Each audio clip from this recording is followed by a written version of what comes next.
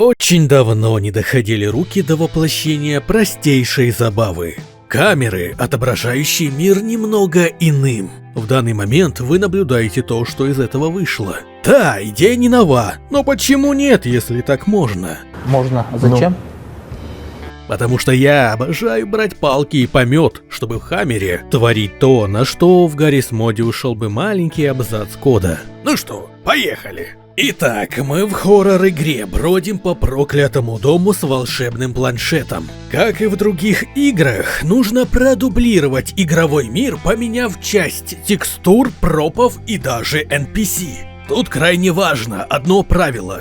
Любой объект, имеющий отличимую копию, должен быть в тех же координатах, что и оригиналы относительно некой точки опоры. В качестве таких точек я выбрал два инфотаргет, по каждому на обе реальности. Для большего понимания представьте, что все объекты первого помещения будут как двери крепиться к первой петле, а объекты из второй комнаты ко второй.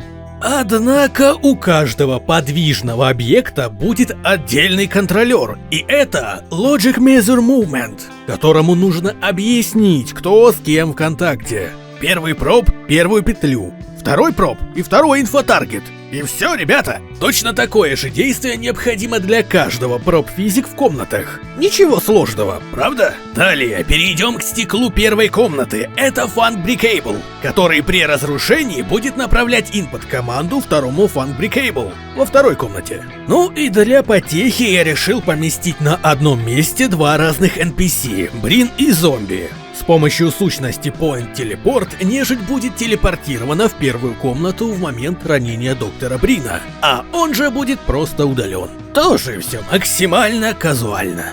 Финальным штрихом было добавление модели без коллизии в одну из комнат, когда ее копия будет помещена в другом месте и ее коллизия с помощью текстуры Clip будет имитирована здесь. Как и дверь, которую мы видим в реальности, является лишь призраком, на что будет намекать наша камера планшета. Ой, мы же о главном забыли. Планшет. Итак, его корпус выполнен как Funk Fizzbox, с фиксированным направлением к морде игрока. Экран — это, разумеется, Funk Monitor, который через Parent приклеен к корпусу. В качестве камеры он берет Point Camera, которая в свою очередь будет приклеена к корпусу планшета на другом этаже.